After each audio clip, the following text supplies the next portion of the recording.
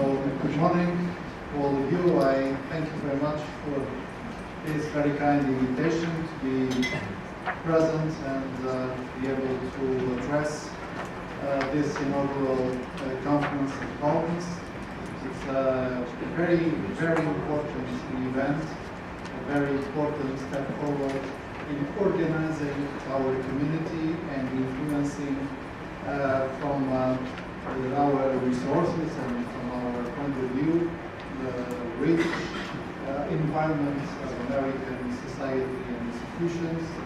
And I would like to make some introductory remarks to our conference.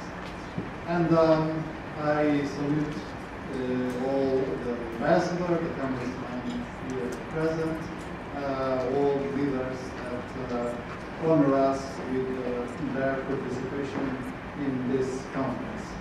And I would like to start from two very clear and basic points. First of all, immigration is a permanent trait, a constant of our history, of Portuguese history, at least since the late 15th century. Since the late 15th century, we are used to travel around the world, far beyond the borders of our administrative power, and we are used to this experience of mobility and this experience of immigration. This is, as a matter of fact, this is a permanent feature of our modern history. And the second starting point is another fact, the fact that the Portuguese language is nowadays the fourth or the fifth, according to the criteria that we use, but one of the five most spoken languages in the world.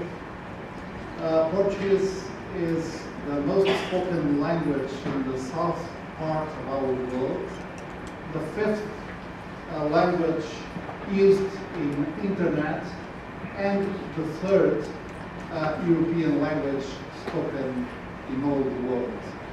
So these are two very important realities, and I would like to put this reality into some figures in order that we all can see the scale of this reality. First, if we consider only the Portuguese born in Portugal that currently live abroad, we have to count for 2.3 million people. 2.3 million Portuguese born in Portugal that live abroad.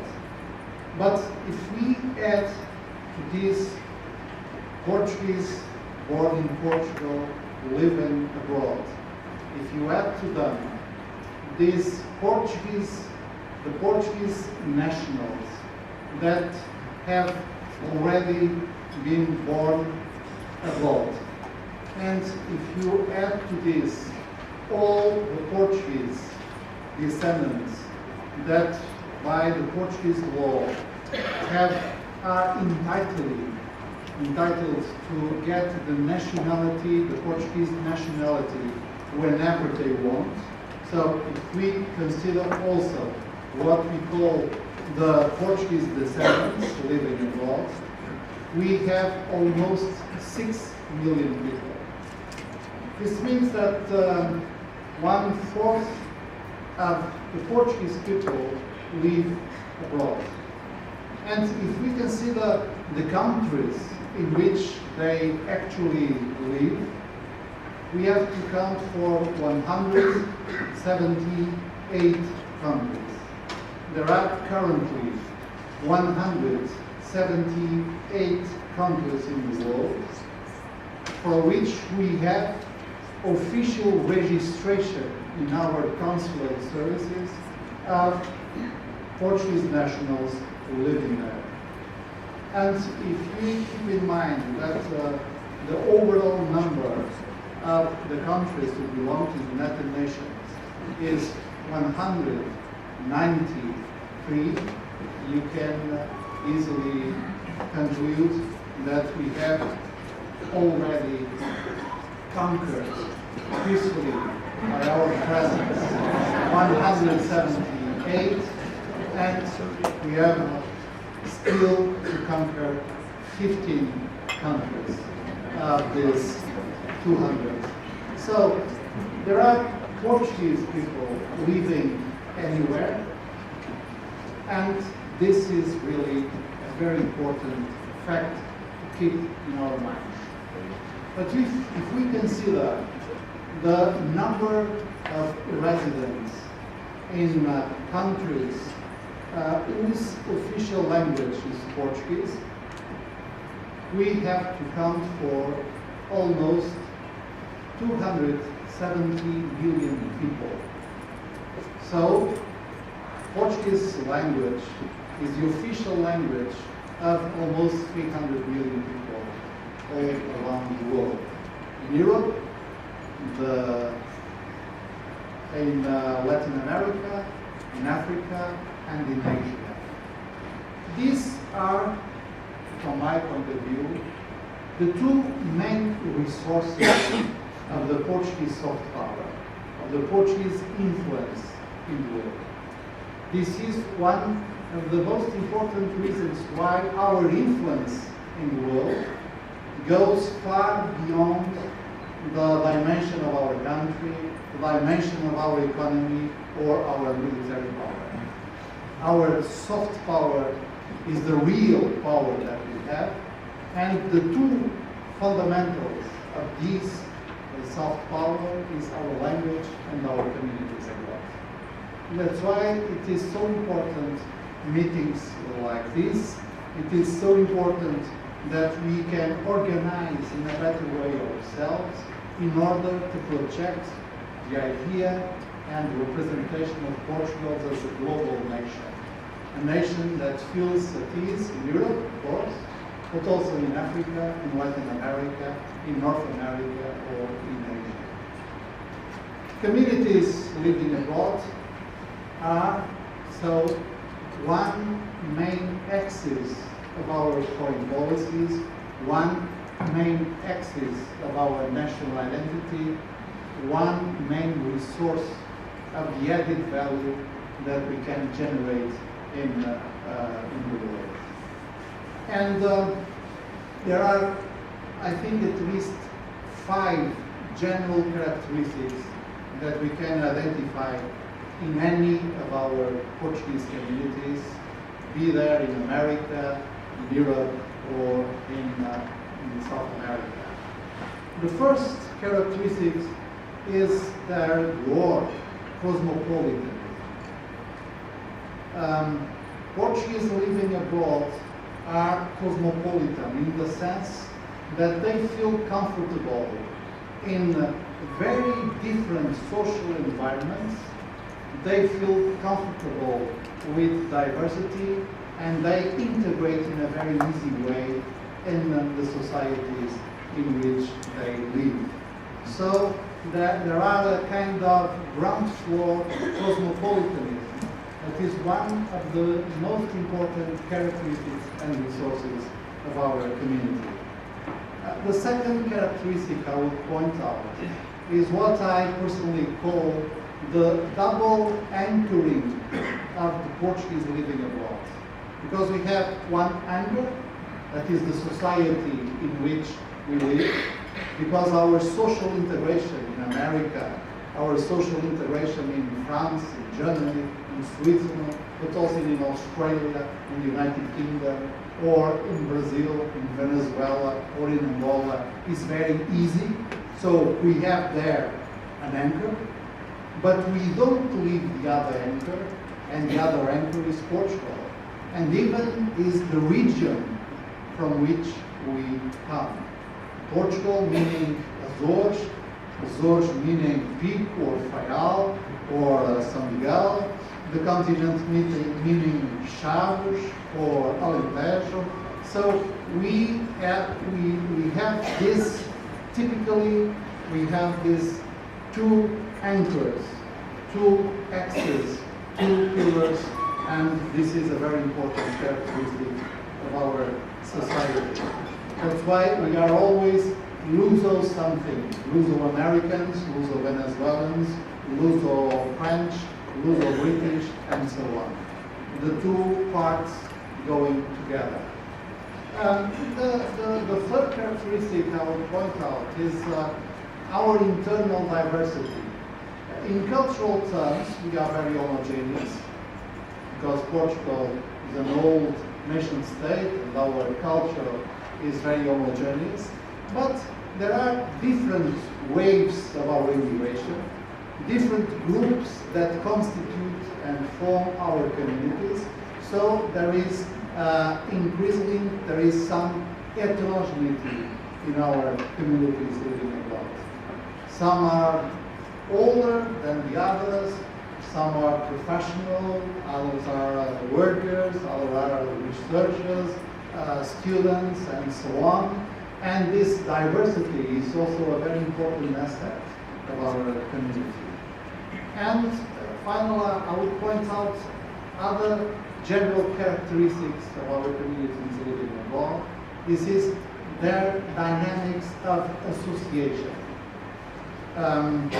We build up very easily associations founded on grounds like partaking some regional convenience or partaking some folklore or popular pop cultural traits or partaking some regional or social or professional interests. But this association, this move to associate with the Portuguese communities have its own dynamics, and we can see in countries like the United States or France or Germany, this movement by which we become more visible. We become more influent in the society. We become more participating, more in the civic fabric of the societies in which we live. So these dynamics, in order to get more influence, in order to build up more networks, in order to be more visible, it's a very important and rich dynamic. But to these general characteristics of our communities living abroad, I would add some specific characteristics of the Portuguese-American community. First, its size, its dimension. We are speaking of at least 1.4 million people. 1.4 million people living in America that are Portuguese-born people, that are descendants from Portuguese families, that are Portuguese nationals or entitled to be Portuguese nationals. And we have these communities in both coasts, in many states of the United States, and virtually in all the segments of the American society. So this is a very important specific characteristic of the Portuguese-American community. Its size, its dimension, the fact that you are present in several segments of the American society. The second characteristic is, at least according to my data, that we can see a very effective movement of improvement of the social and economic situation of the Portuguese living in America.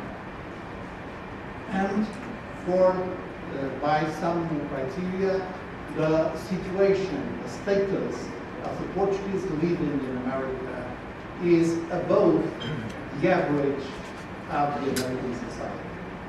So we are speaking of a community whose welfare, whose status is improving, and this is a very important fact. The third specific characteristic is the presence, increasing presence, of Portuguese-Americans in public office, in congresses, in city councils, as elected officials and elected leaders, coming from both parties and being present and participating in virtually all arenas of the civic and political life of America. Federal Congress, State Senate, State House of Representatives, City Councils, and so on. According to my data, we can register nowadays 100 American Portuguese holding political and civic positions, responsibilities, 76 of them being men and 24 being women. I don't know if this is yet phrased information, but this is the data that I have, and I think it's a very relevant data. And finally, in considering these specific characteristics of the Portuguese-American society, we have the new vitality, the new dynamics of our association and our lobby. We have the caucus in the Congress, the Portuguese-American caucus in the Congress. We have the PALCUS. We have other regional or nationwide associations mobilizing our elected officials. We have POPs, the Post-Graduated Society in America and in the United States and Canada. So we can see how our people from our communities, but also our researchers, our scholars, our managers, our professionals are getting more united, more present, more visible, and much more organized. We are lobbying in a better way, and it is very, very important to lobby in an adequate and effective way. So, what can and we must do in terms of policy, because I hold political office, I have political responsibilities.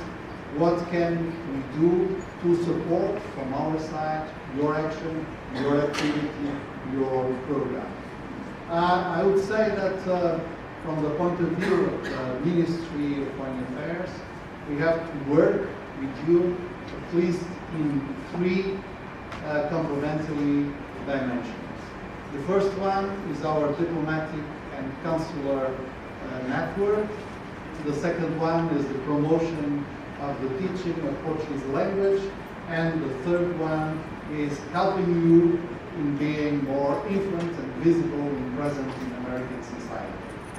So, beginning by the diplomatic and consular services, I would like to commend the professionalism and the dedication of all officials that work in our 6 consulates and in the embassy.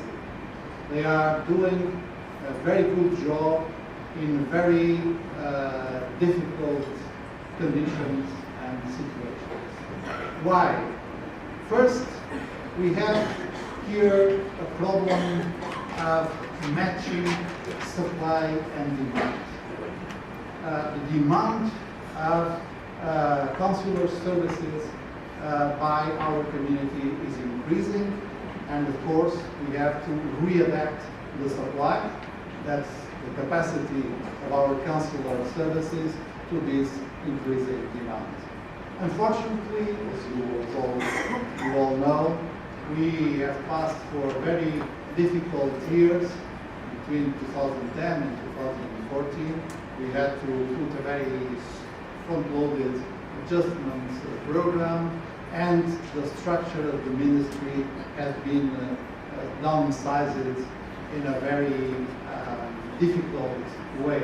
We can see the negative consequences and effects of this decision. So we are recovering, but we need to change some of the statutory and wage conditions of our consular professionals in order to move ahead in the sense of readapting the supply to the increasing demand of consular services.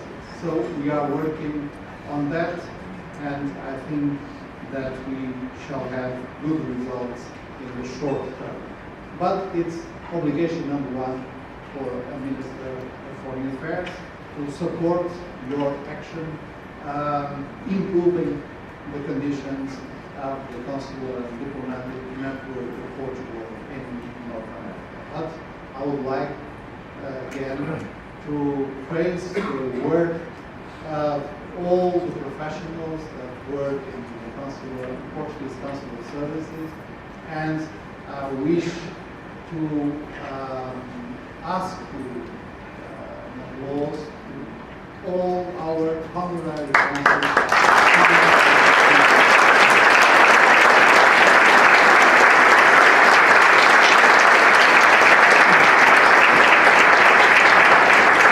They are doing an excellent job. Second dimension, the improvement of the teaching and learning of Portuguese language. We have to take full advantages of the existing capacity. We have now, we can describe the current situation